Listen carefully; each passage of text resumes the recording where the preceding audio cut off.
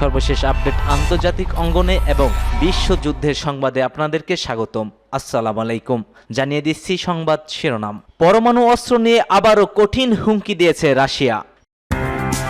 ট্রাম্পের ঘোষণা, 1 ফেব্রুয়ারি থেকে কানাডা মেক্সিকোর উপরে 25% শুল্ক কার্যকর। থাকছে ইউক্রেনে রাতভর রুশ ড্রোন হামলা, নিহত 9 জন। এদিকে যুক্তরাষ্ট্রে বিমান ও হেলিকপ্টারের সংঘর্ষ, 30 লাশ উদ্ধার। সর্বশেষ জানিয়ে দিচ্ছি, সামরিক প্রধান মোহাম্মদ দেইফের মৃত্যু নিশ্চিত করল নিষিদ্ধ সংগঠন হামাস। এতক্ষণ শুনছিলেন সংবাদ শিরোনামগুলো, এবার বিস্তারিত। তবে তার আগে কে কোথা থেকে আমাদের ভিডিওটি দেখছেন ও শুনছেন জানিয়ে দিন কমেন্ট সেকশনে। একই সঙ্গে কমেন্ট করে জানিয়ে দিন আপনার মূল্যবান মতামতটি। আর ভিডিওটি যদি ভালো লাগে অবশ্যই একটি লাইক করবেন। পরবর্তী আপডেট পেতে চ্যানেলটিকে সাবস্ক্রাইব করার অনুরোধ রইল। পরমাণু অস্ত্র নিয়ে আবারও হুমকি রাশিয়ার। যুক্তরাষ্ট্র যদি তার বৈশ্বিক ক্ষেপণাস্ত্র প্রতিরক্ষা ব্যবস্থা উন্নয়ন অব্যাহত রাখে, তাহলে রাশিয়া তার পরমাণু অস্ত্রের পরিমাণগত সীমাবদ্ধতা তুলে নিতে পারে। রুশ পররাষ্ট্র মন্ত্রণালয়ের বিশেষ রাষ্ট্রদূত গ্রিগরি মাসকভ ইন্টারন্যাশনাল অ্যাফেয়ার্স জার্নালে প্রকাশিত এক নিবন্ধনে এই মন্তব্য করেছেন। মাসকভ বলেন, বর্তমান পরিস্থিতিতে কেবল দ্বিপাক্ষিক দৃষ্টিকোণ থেকে কৌশলগত স্থিতিশীলতা নিয়ে আলোচনা করা আর সম্ভব নয়। এতে আমরা আরেকটি বিভ্রান্তির মধ্যে পড়তে পারি। তার মতে, আন্তর্জাতিক অঙ্গনে এমন অনেক নতুন শক্তি আবির্ভূত হয়েছে যারা বৈশ্বিক ক্ষেপণাস্ত্র ভারসাম্য প্রভাব ফেলেছে। পশ্চিমা দেশগুলোর কৌশলগতভাবে রাশিয়াকে ক্ষতিগ্রস্ত করার নীতির কারণে আমরা পরমাণু ও ক্ষেপণাস্ত্র অস্ত্র ভাণ্ডারগুলোর উপর আরোপিত সীমাবদ্ধ থেকে সরে এসে এর পরিমাণগত ও প্রযুক্তিগত সম্প্রসারণের প্রয়োজনীয়তার মুখোমুখি হতে পারি।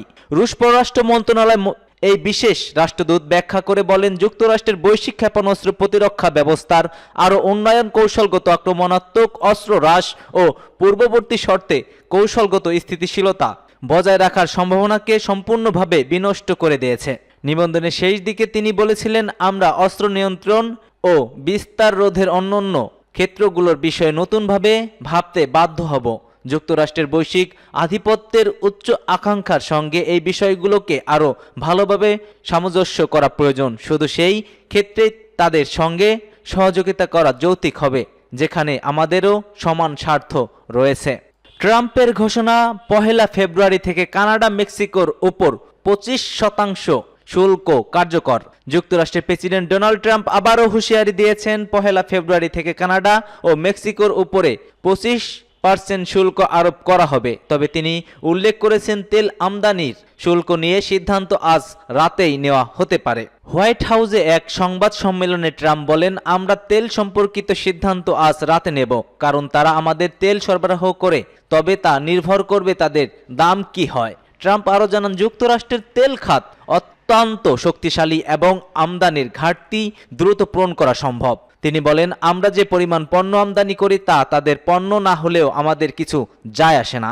এবছর কানাডা যুক্তরাষ্ট্রের মোট তেল আমদানির প্রায় 55% সরবরাহ করেছে, আর মেক্সিকো অতিরিক্ত 11% সরবরাহ করে, এমন তথ্য জানা যায় ইউএস এনার্জি ইনফরমেশন অ্যাডমিনিস্ট্রেশন থেকে। যদিও কানাডা ও মেক্সিকো শুল্কের পাল্টা ব্যবস্থা গ্রহণের পরিকল্পনা ঘোষণা করেছে, তারা এখনও মার্কিন যুক্তরাষ্ট্রকে আশ্বস্ত করেছে যে সীমান্ত নিরাপত্তা নিয়ে তারা যুক্তরাষ্ট্রের উদ্বেগ সমাধান করার জন্য প্রতিশ্রুতিবদ্ধ। নির্বাচিত হওয়ার আগে থেকেই ট্রাম্প শুল্ক আরোপের পরিকল্পনা ঘোষণা করেন, যা মূলত সীমান্তে অবৈধ অভিবাসী এবং মাদক প্রহারের বিরুদ্ধে পদক্ষেপ হিসেবে তিনি তুলে ধরেছিলেন। তিনি বলেন, তার এই উদ্যোগের উদ্দেশ্য বিপুল সংখ্যক নথিবিহীন অভিবাসী আসার বিষয়টি সামাল দেওয়া, যুক্তরাষ্ট্রের সীমান্ত দিয়ে ফেন্টানিল মাদক আসা বন্ধ করা, পাশাপাশি প্রতিবেশীদেরকে সঙ্গে বাণিজ্যিক ঘাটতি কমানো ও অন্যতম উদ্দেশ্য ছিল তার।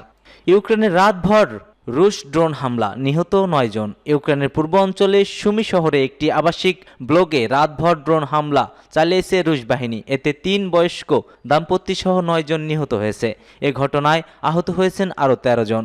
এ তথ্য জানিয়েছে স্থানীয় কর্মকর্তারা। খবর মস্কোর টাইমসের। ইউক্রেনের প্রেসিডেন্ট ভ্লাদিমির জেলেনস্কির সামাজিক যোগাযোগ মাধ্যম এক্সে সাবেক টুইটারে লিখেছেন, এটি একটি ভয়াবহ ট্র্যাজেডি, ভয়াবহ রুশ অপরাধ। এসব অস্ত্রের ও সন্ত্রাসের জন্যই বিশ্ব যেন রাশিয়ার উপর চাপ প্রয়োগ করা না থামিয়ে দেয়। ইউক্রেনীয় বিমান বাহিনী জানিয়েছে মস্কো 81টি ড্রোন দিয়ে হামলা চালিয়েছে। এর মধ্যে ইরানের তৈরি শাহেদ ড্রোনও রয়েছে। বিমান প্রতিরক্ষা ইউনিটগুলো সুমি এবং রাজধানী কিয়েভের কাছে সহ বিভিন্ন অঞ্চলে 37টি ড্রোন ভূপতিত করেছে। পুলিশ জানিয়েছে 19 ঘন্টা পরে অনুসন্ধান অভিযান সম্পন্ন হয়েছে। উদ্ধারকারীরা ধ্বংসস্তূপে 9টি মৃতদেহ খুঁজে পেয়েছে এবং 13 জন আহত হয়েছেন।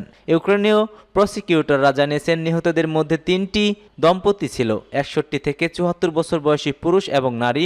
নিহতদের মধ্যে 37 বছর বয়সী এক নারীও ছিলেন, আর 8 বছর বয়সী মেয়ে আহত হয়েছে। সুমি উত্তর পূর্ব অঞ্চল ও ইউক্রেনের রাশিয়ার সীমান্তের ঠিক পাশেই অবস্থিত।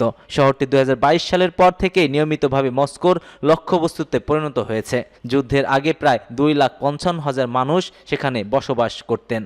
যুক্তরাষ্ট্রে বিমান ও হেলিকপ্টারের সংঘর্ষ, নিহত 30। যুক্তরাষ্ট্রের রাজধানী ওয়াশিংটন ডিসিতে যাত্রাবাহী জেট বিমানের সঙ্গে সামরিক হেলিকপ্টারের সংঘর্ষ হয়েছে। ন্যাশনাল এয়ারপোর্ট আমেরিকান এয়ারলাইন্সের যাত্রী বিমানটি অবতরণের সময় দুর্ঘটনার শিকার হয়। বিমানটিতে 60 জন যাত্রী এবং 4 জন ক্রু ছিলেন, আর হেলিকপ্টারে 3 জন মার্কিন সেনা ছিলেন। এই ঘটনাকে ভয়ঙ্কর দুর্ঘটনা হিসেবে উল্লেখ করেন মার্কিন প্রেসিডেন্ট ডোনাল্ড ট্রাম্প। খবর বিবিসি ও সিবিএস এর। ওয়াশিংটন ডিসির জরুরি পরিষেবা বিভাগের চিফ জন ডনেলি জানিয়েছেন বিমানটি বিধ্বংস হয়ে কয়েক ভাগে বিভক্ত হয়ে যায় এবং পটোম্যাক নদীতে গিয়ে পড়ে। বিমানের 30 জন যাত্রীর লাশ উদ্ধার করা হয়েছে। বিমানের বিভিন্ন অংশ খুঁজে পাওয়া গেলেও আর কেউ বেঁচে আছে কিনা তা জানা যায়নি। বিমানের যাত্রীদের মধ্যে বেশ কয়েকজন মার্কিন ফিগার ক্রেস্টিং গঠনের সদস্য ছিলেন। অপরদিকে ইউএস আর্মির ব্ল্যাক হোক হেলিকপ্টারটির বিমানের কাছে পানিতে অক্ষত অবস্থায় উল্টে পড়ে। প্রশিক্ষণের কাজে ব্যবহৃত কপ্টারটিতে 3 জন সেনা সদস্য ছিলেন।